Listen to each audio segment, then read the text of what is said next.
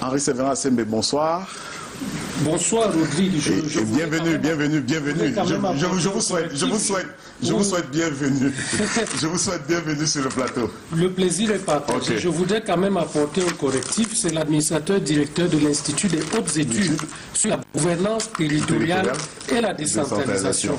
Dans une autre vie, j'ai eu à conduire sur ces fonds baptismaux le programme supérieur de spécialisation en finances publiques, qui est le projet d'Institut des finances publiques du Cameroun. Donc vous êtes le promoteur. Merci d'avoir accepté notre invitation. Est-ce que vous êtes senti interpellé dans la première partie de cette édition? La première partie a été assez intéressante. Je note que mon vis-à-vis est un combattant qui porte fièrement sa casquette. Et je voudrais tout de suite lui poser la question de savoir à quel titre est-ce qu'il souhaite que nous puissions échanger.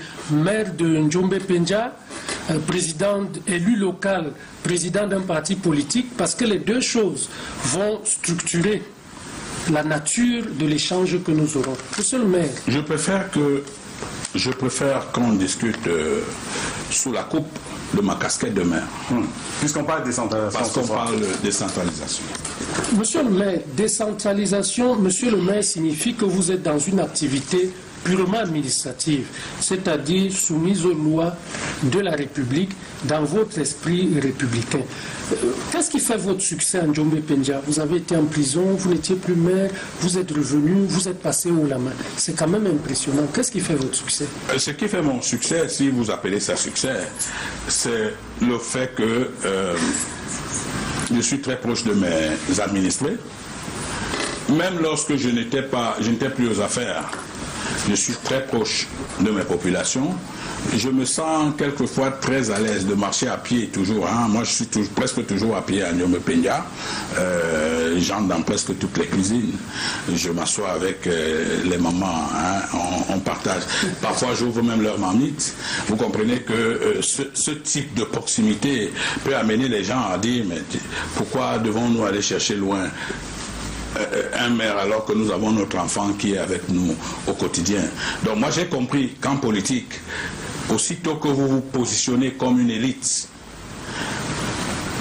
ça sécrète des attitudes élitistes et donc des attitudes détachées de votre environnement.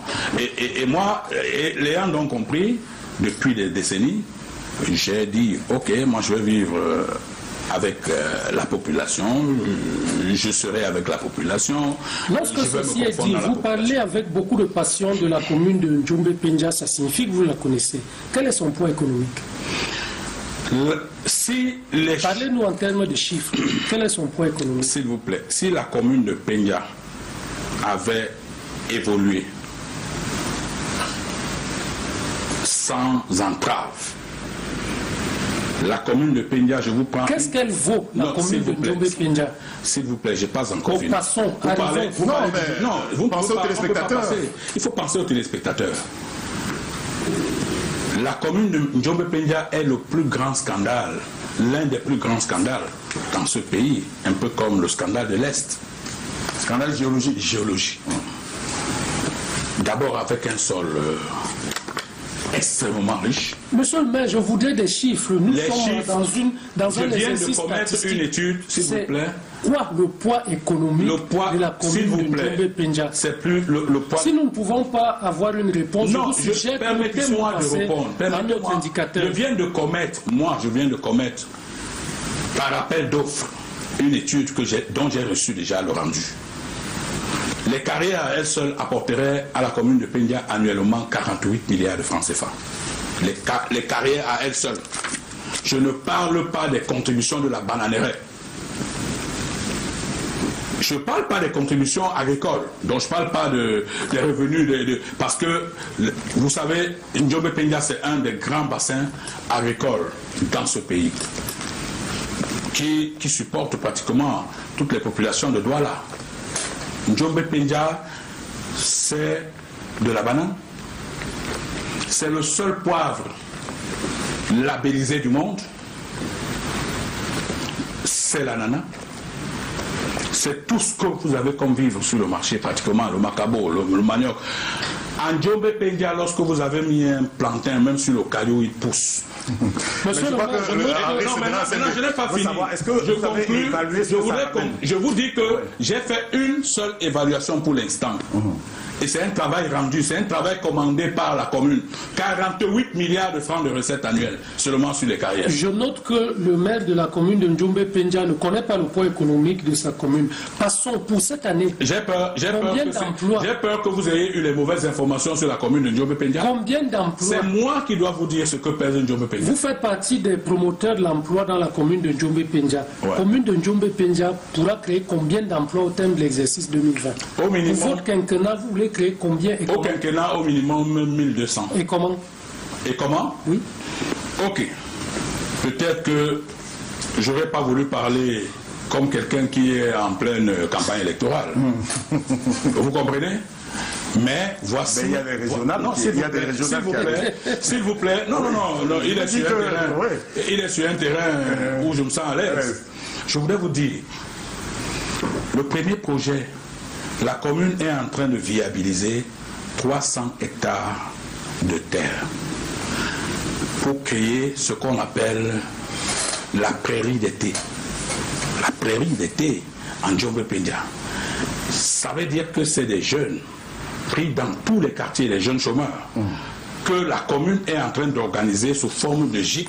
Ils sont 400 qui vont occuper 300 hectares de terre pour ne produire que toutes les feuilles qui concourent à la fabrication des thés. Nous notons que vous allez créer, s'il vous plaît, emplois. Et ça, c'est à court moyen terme. À court moyen terme. Maintenant, j'ai pas fini. La commune, le plus gros projet de la commune de Pendia, c'est qu'en ce moment, ce dossier, et d'ailleurs c'est ce dossier qui m'a amené, nous sommes en train de demander le reversement du domaine privé de l'État, du domaine public, du domaine de l'État à la commune de Pendia parce que nous sommes co-gestionnaires, je l'ai dit, la commune est co-gestionnaire avec l'État du territoire camerounais. Nous sommes en train de le demander pour créer la première zone industrielle communale du Cameroun, c'est-à-dire que la première zone industrielle communale du Cameroun, qui commence par la mise en place en Djombe Pendia de près de 4000 hectares de manioc. Transformable sur le terrain, s'il vous plaît, transformable sur le terrain avant... Monsieur le maire, nous allons rentrer dans le dur. D'accord. Lorsque ceci est compris, je voudrais quand même savoir, depuis quand est-ce que nous parlons de décentralisation au Cameroun? Quand est-ce que la décentralisation... Depuis 2004, formellement. Non, la loi a... Les lois, c'est depuis 20 ans. Mais je dis formellement. Quand je dis formellement, les premiers textes sur la décentralisation, c'est les textes de 2004. C'est les textes de 2004. Disons quand même que le Cameroun est une république unitaire et décentralisée depuis 2004. Depuis le 2 juin 1972. Lorsque c'est passé... Décentralisé, vous parlez de quoi? Non, il ne faut pas donner de mauvaises informations à nos enfants.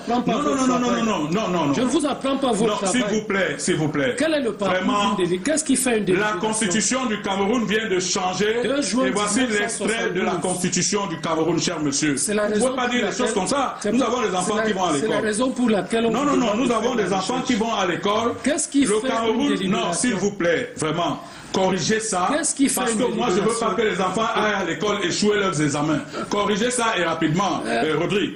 Je souhaite vraiment que cela soit corrigé. Le Cameroun est un État décentralisé depuis seulement le 2 juin 1972. Non, vous ne pouvez pas dire ça. Ne confondez pas la publication des lois d'orientation avec la Constitution. Non, nous étions un État déconcentré. On n'était pas un État décentralisé.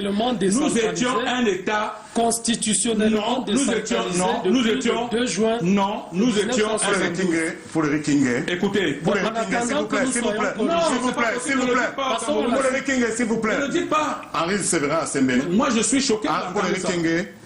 Le Cameroun, depuis la constitution du 2 juin 1972, cette constitution confère aux communes un cadre juridique en faisant d'elles des personnes morales en droit public. Monsieur King, qu'est-ce d'une autonomie, s'il vous plaît, d'une autonomie, pensons au public. Jouissant d'une autonomie financière, juridique et administrative. La République du Cameroun est un État unitaire décentralisée depuis le 2 juin 1972. Monsieur King, qu'est-ce qui fait une délibération? Pardon? Qu'est-ce qui fait une délibération?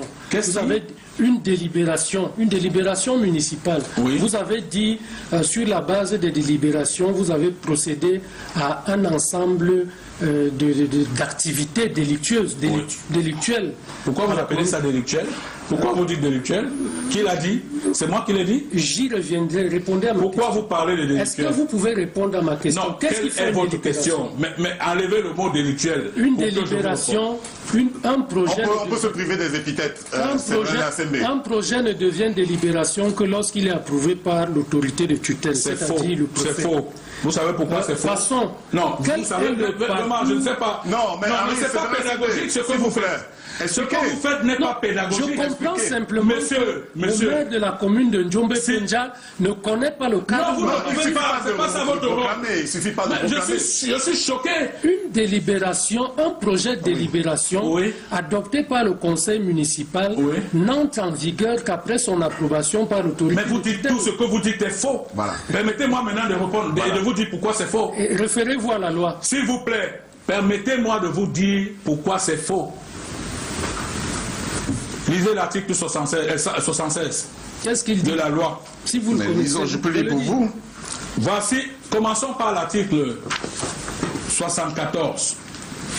Les actes pris par les collectivités territoriales sont transmis aux représentants de l'État auprès des collectivités par courrier recommandé et après dépôt du service compétent sont contre-accusés de réception. 75.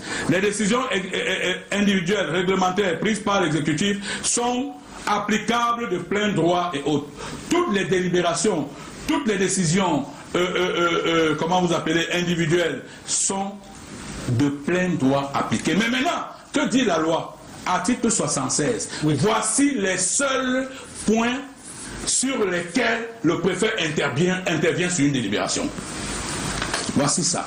Par dérogation aux dispositions des articles 74, 75, demeure soumis à l'approbation préalable du représentant de l'État et transmis au responsable local du ministère chargé des collectivités territoriales les actes pris dans les domaines suivants. 1. Les budgets et comptes des autorisations spéciales. Oui. Les emprunts, les garanties d'emprunt, les conventions, les coopérations internationales, les affaires domaniales. Lorsqu'il n'y a rien de tout ça, ça ne relève pas de Vous avez répondu vous-même à votre question. Nous sommes dans le dur. Est-ce que vous êtes convaincu de ce que je dis? Vous avez répondu vous-même à votre question. Ok. Et les Maintenant, téléspectateurs est-ce que vous pouvez au moins dire aux Camerounais que c'est ça? Les Camerounais ont compris que vous ne comprenez pas de quoi il est question. Quel est le processus du transfert de compétences? On va parler. Je sais on sais pas exactement qu'est-ce qu'on va faire ici. Je le Non, retire. Monsieur, moi, je Ne n'accepte mettez pas. S'il vous plaît. Je n'accepte pas de pas ce jugement de type. valeur. Vous Je avez fait n'accepte pas confiance. ce type Je suis de hauteur S'il vous plaît. mal placé. Je vais vous dire, nous sommes là pour Monsieur le enseigner maire, les je enfants. retire mes propos. Nous sommes là pour enseigner nos enfants. Monsieur le maire, j'ai Voici retiré- les seuls actes sur lesquels le préfet agit. Monsieur Lorsque le vous maire- prenez tous les autres, les actes, je voudrais vous dire, les actes de gestion quotidienne sont d'application immédiate. C'est-à-dire que si vous prenez une délibération qui concerne les actes de gestion quotidienne, ils ne sont pas, la délibération n'est pas soumise au préfet parce que n'entre pas dans le cadre des actes cités à l'article 76 du Code général de la décentralisation. Monsieur le maire, nous pouvons Donc, continuer. il faut faire attention, moi je suis un vieux maire, vous ne pouvez pas tenir des discours condescendants devant Pas de jugement, pas de Ah, mais jugement, non, il s'il faut vous faire plaît. très Je attention. retire mes propos. Oui. Retirez ça, merci. Merci d'avoir Quel est le retiré. processus qui consacre le transfert des compétences? Maintenant, dans l'opérationnalisation. Mais moi j'ai l'impression que vous pensez que je suis un élève. Hein. Non, je vous amène. Mais nous n'avons que 30 minutes, Mais malheureusement. vous dites quel est Nous le allons y processus? arriver. Le processus, si nous souhaitons aller vite, Ouais. c'est la loi, Oui. c'est le décret d'application et c'est l'arrêté qui met en place le cahier des charges. Non, je vous Est-ce que dis non, cela je vous continue convient? à vous dire non. Nous ne sommes pas de la même école. Est-ce que nous- Je vous dis que moi je suis un puriste. Je C'est-à-dire, suis un puriste en droit. C'est-à-dire que lorsque une loi est votée, elle est d'application immédiate. On dira Donc, pas votre le discours là ne passe pas dans mes oreilles. Moi je suis un puriste. Monsieur Maintenant King. vous êtes libre d'avoir vos convictions. Monsieur King, Vous comprenez? Oui. Monsieur King, Oui. et si nous reprenons la loi en son article 18, qu'est-ce qu'elle dit? Mais- La loi dit en son article 18, les collectivités territoriales exercent à titre exclusif les compétences transférées par l'État. Oui. Un décret du Premier ministre précise les modalités à l'application du présent article. Mais monsieur, j'essaie... Ça, c'est la loi. Mais je vous ai dit, j'ai d'ailleurs répondu... De quelle loi parlez-vous? J'ai déjà répondu à cette question ici. J'ai dit que je fais partie des gens dans ce pays qui croient que lorsqu'une loi est promulguée, elle est d'application immédiate. Et donc, je ne souscris pas à cette disposition. Mais maintenant, en admettant même que cette disposition s'impose, elle vient simplement confirmer qu'il n'y a pas encore...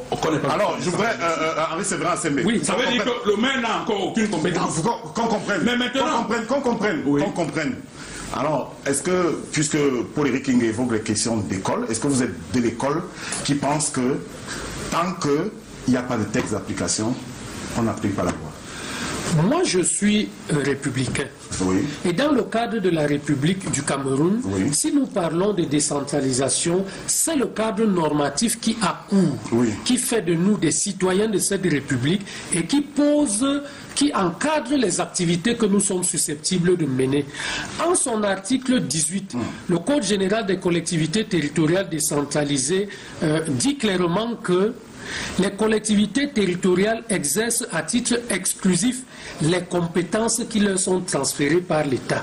Cela suppose que ces compétences sont au préalable, c'est-à-dire en amont, avant la décentralisation, exercées par l'État qui décide à un moment donné de s'en dessaisir afin qu'elles soient exercées par les collectivités territoriales décentralisées.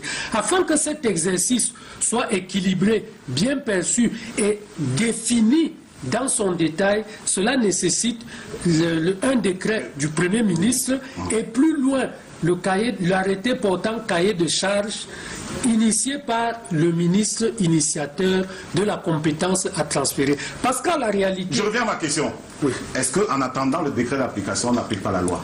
Si nous sommes citoyens dans la République, oui, nous sommes en situation d'attendre le cadre réglementaire qui va accompagner la mise en œuvre de la loi. Ça veut dire donc qu'il n'y a pas encore de décentralisation. Il n'y a pas encore de décentralisation. La décentralisation... Non, dites-le, que tout le monde ne le perturbez pas. On veut renseigner le public. La décentralisation est mise en place, mais a besoin pour certains éléments... Elle est mise en place. Elle est mise en place et a besoin pour certains éléments de cadre d'approfondissement pour permettre et faciliter notamment le transfert des compétences et la compétence querellée, celle qui concerne l'exploitation des substances minérales non concessibles. Pourquoi c'est seulement cette disposition? Ça fait partie des compétences... Mais monsieur, l'article 18 dont vous parlez, il faut le dire aux Camerounais. Vraiment, moi, j'ai gagné 5 procès, l'État 5 fois.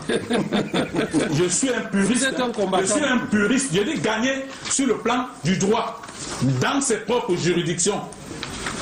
Parce que j'ai fait tomber cet État 5 fois dans ses propres juridictions. Parce que je lis la loi dans ses derniers méandres.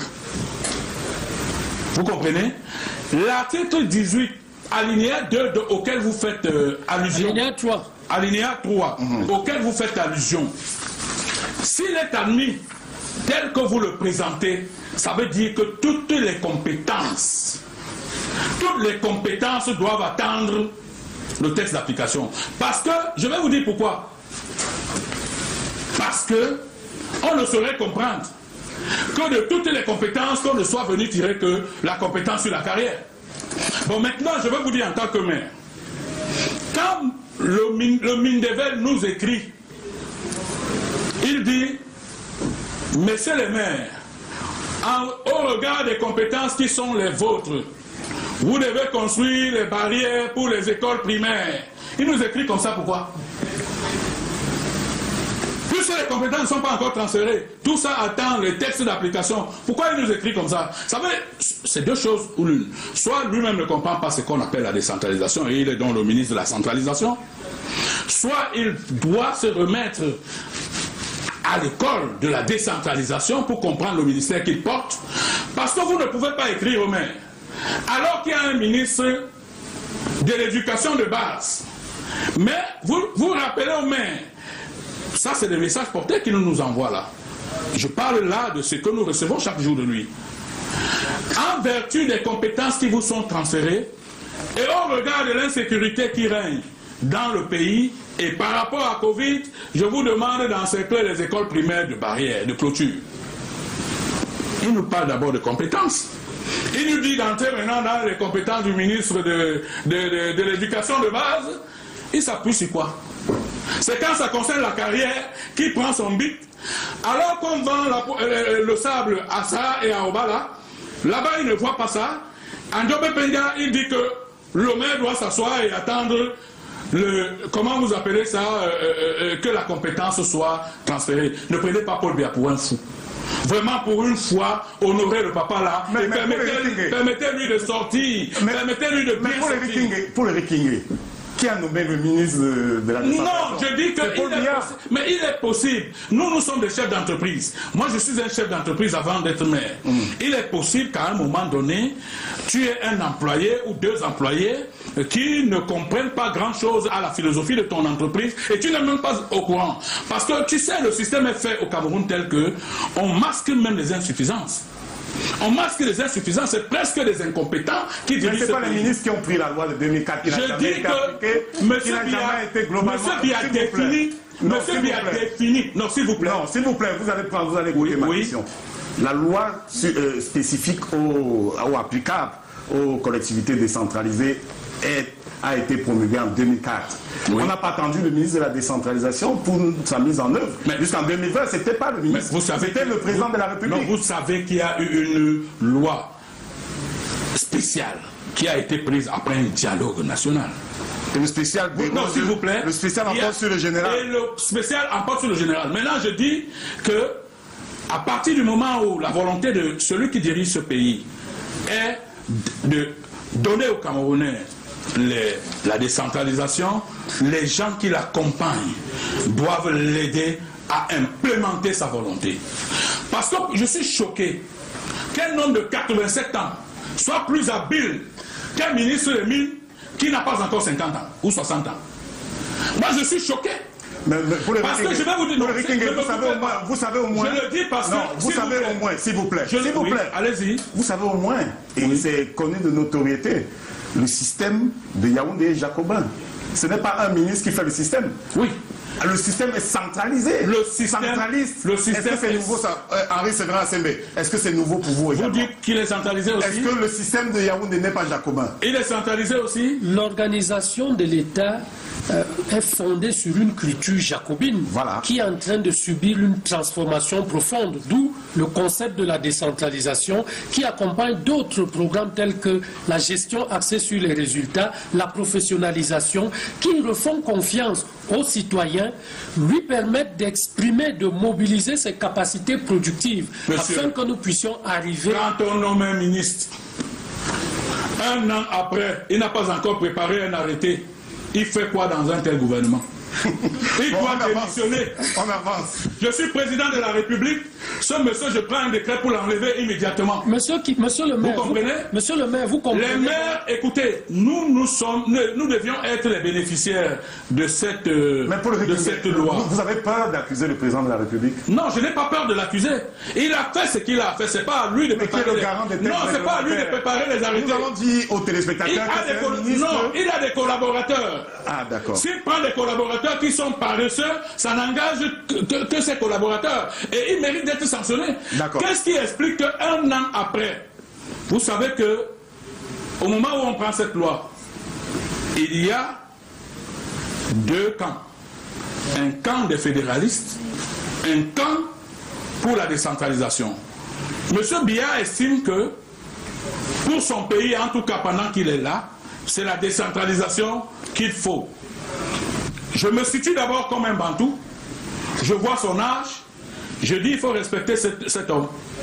Je me situe maintenant comme un président de parti politique, je dis ok, je vais aller lire les textes sur la décentralisation pour comprendre si je dois amener mon parti à l'élection. Je finis de lire ces textes, ils me convainquent, je fonce. J'aurais pu boycotter les élections, comme les autres, mais j'ai dit j'y vais. Ok? Maintenant j'arrive... Je pense que nous sommes donc en plein dans la décentralisation. Le ministre Mindevel décide, et là, c'est en cela que c'est même trop grave. C'est-à-dire qu'au milieu de plusieurs compétences,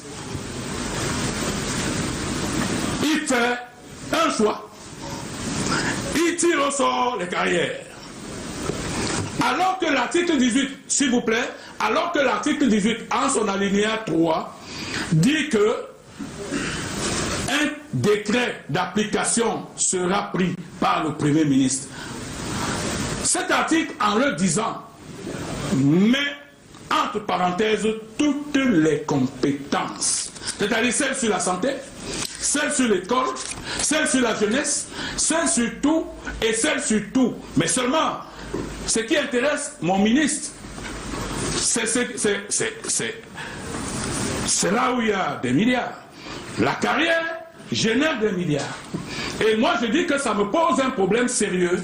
Il faut que le Mindevel... Ça, vous l'avez dit. Il faut que le Mindevel prenne ses responsabilités. Nous avons encore seulement et recense un peu les choses pour permettre que ce pays avance. Monsieur King, il faut quand même noter que 62 compétences de première génération ont été transférées et ont achevé le parcours du transfert de compétences, notamment la loi, le décret du Premier ministre et l'arrêté du ministre initiateur du transfert de la dite compétence. À partir de cela, nous souhaitons savoir... D'autres ministres ont déjà fait leur arrêté. Nous souhaitons savoir... Vous faites du populisme. Je ne fais pas du populisme. Ou simplement... Je revendique. Non, je revendique. Simplement, je vous ai entendu. J'ai entendu quelqu'un, je ne sais pas si c'est vous, j'ai entendu quelqu'un le dire à Vision 4. Mais nous sommes à Canal 2. S'il vous plaît. Nous sommes à Canal 2 et vous avez des questions. Je ne fais pas du populisme. Vous comprenez donc pour quelle raison vous plaît. Je vous ai posé la question sur l'identité. Je ne fais pas du populisme. Vous voyez donc la différence. Je pose un problème réel auquel sont confrontés. Je pose un problème réel auquel sont confrontés les communes au Cameroun.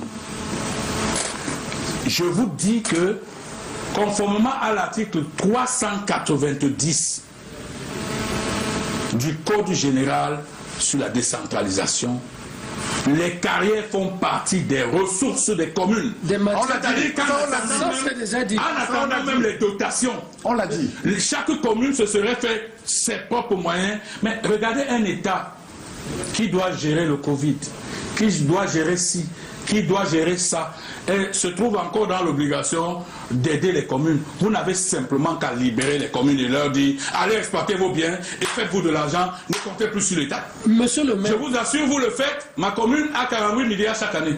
Monsieur le maire, et j'offre à chaque citoyen de Ndjombe Pendia une maison.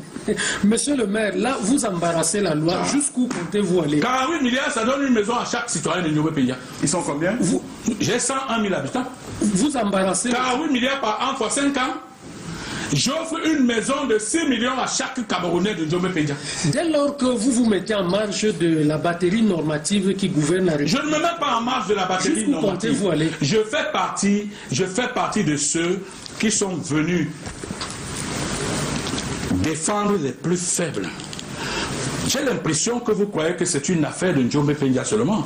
Je vous ai parlé de Mombo. Mombo qui a 6 mois d'arrêt de salaire. Je peux vous parler des écarts, je peux vous parler d'autres communes au Cameroun. Moi, je suis un combattant des libertés. Je ne suis pas un gars qui fait du buzz. Je suis un combattant des libertés. J'ai fait la prison pour les libertés. Et c'est trop donné que de faire la prison pour les libertés. Donc on ne peut pas penser que je suis dans une telle démarche pour faire du buzz. Il faut qu'on apprenne à changer les choses dans notre pays, qu'on apprenne d'abord à respecter les lois.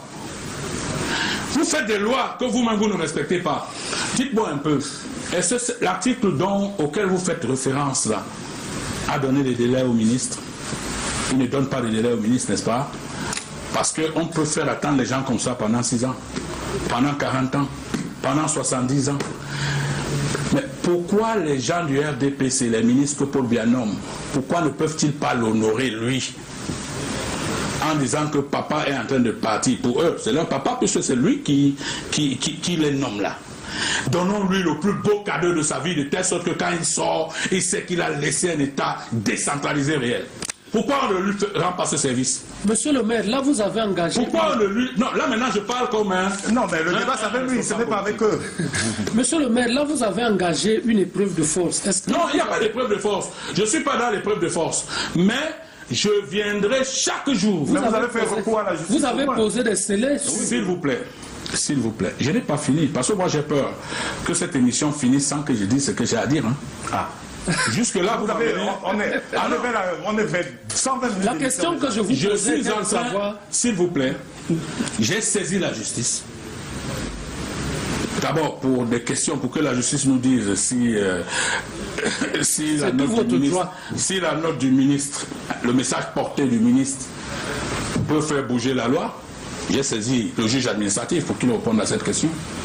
J'ai saisi le juge administratif pour qu'il réponde à la question de savoir si un décret d'application peut induire... Nous aurons la réponse du juge administratif. Si le décret d'application doit mettre en mouvement une loi, j'ai saisi le juge administratif pour ça. Il y a des plaintes au pénal. Maintenant, j'ai des plaintes au pénal contre le préfet du Mungo pour utilisation abusive de la force publique. Ça, c'est de 2 à 4 ans d'emprisonnement ferme. J'ai porté plainte, n'est-ce pas, contre le commandant de groupement de Nkonsamba, parce que c'est lui qui est descendu avec ces éléments, non pas pour disperser, non pas pour apporter la force à l'autorité civile que je suis, mais pour détruire les guérites qui ont été construites avec l'argent du contribuable. Parce que c'est les communes de Pendia. C'est la commune de Pendia qui a construit ces guérites. Je n'avais jamais su.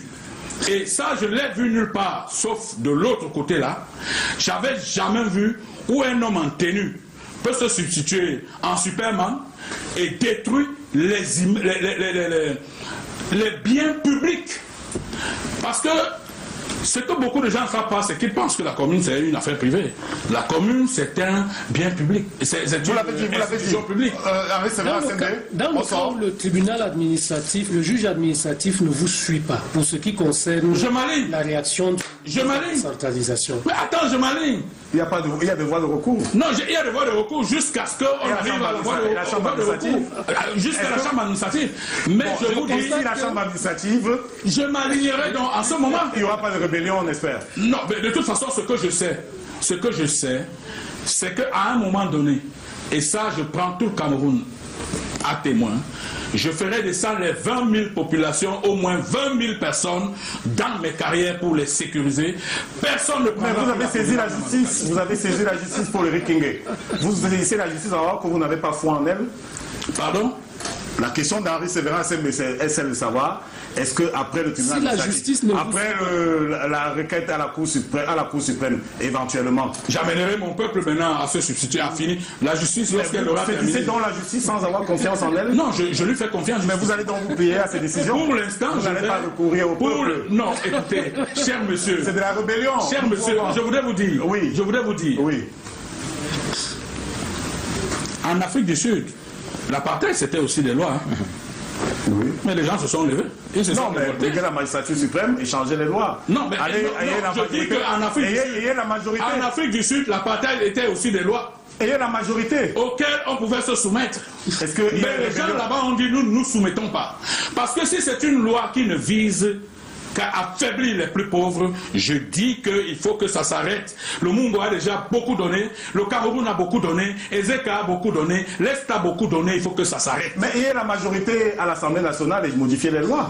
Pardon? Ayez la majorité au Parlement, vous savez, modifiez les lois, briguez la magistrature suprême, briguez les lois, voilà vous savez comment les institutions qui ont l'initiative. Vous savez comment ça se passe pour avoir la majorité à l'Assemblée nationale? Oui.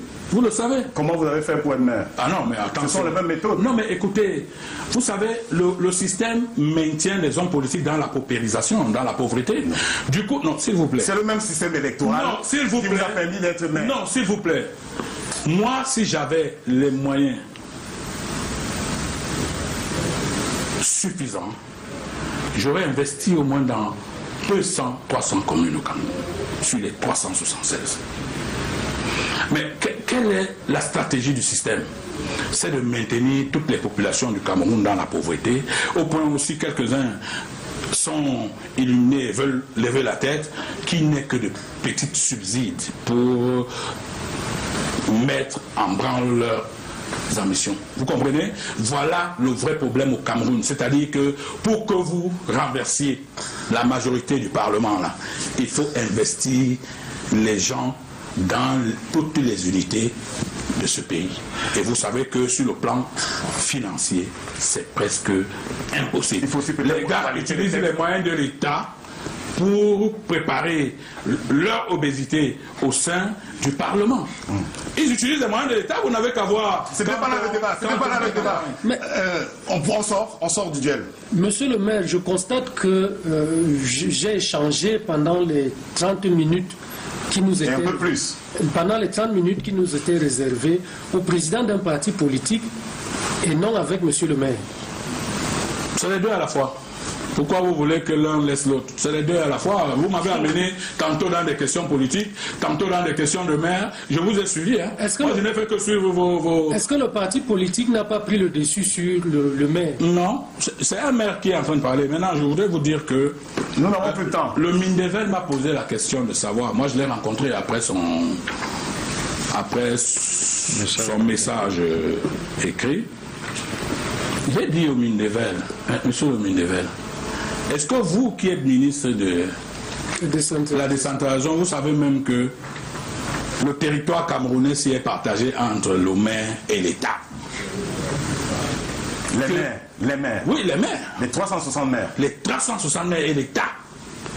Parce que jusqu'ici, on continue à donner l'impression aux gens que c'est l'État seulement, c'est-à-dire le préfet, le gouverneur. C'est faux.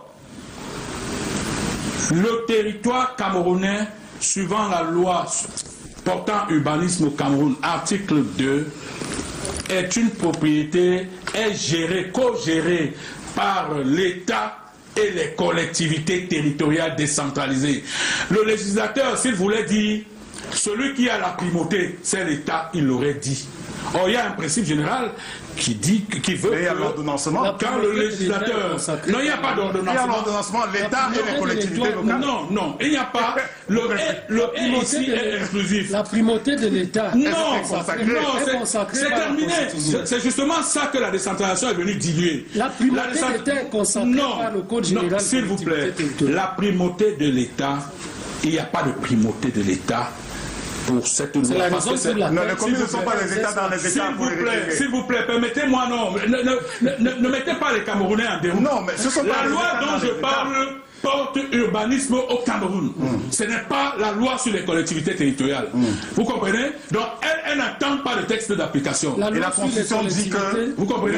La Constitution dit que le chef de l'État est garant de toutes les questions publiques. Mais vous constatez que le chef de l'État est élu, non? Oui. Vous constatez que les maires sont élus, non? Oui. Vraiment, je ne le comprends pas. Mais vous comprenez que ces forces-là sont tirées de la légitimité qui découle des élections. Merci. Merci à Séverin Assembé. Merci à Séverin Assembé. C'était un plaisir de partager avec on va continuer à animer ce débat sur la mise en place de la décentralisation. C'est Paul Eric King qui l'indiquait. Dans quelques mois, nous allons célébrer une année, 365 jours du grand dialogue national, et nous pensons, c'est en tout cas ce que le pouvoir a confirmé, que le Code général sur les collectivités territoriales décentralisées est une émanation de ce grand dialogue-là. Maintenant, nous attendons sa mise en œuvre avec des textes d'application. Mettez en œuvre les textes. Merci. Merci. C'est un débat qui va se poursuivre. Nous n'avons pas l'intention de l'évacuer ici. Nous allons donc prendre la dernière dorsale de cette émission, juste le temps de permettre à Alain Gissin Kanga de prendre votre place, Henri Séverin Assembé, pour la synthèse, le temps de revenir à l'homme politique. Vous êtes sortis par là. À l'homme politique, Eugène Schéma, Denis Omba, nous allons revisiter. Mais nous sommes obligés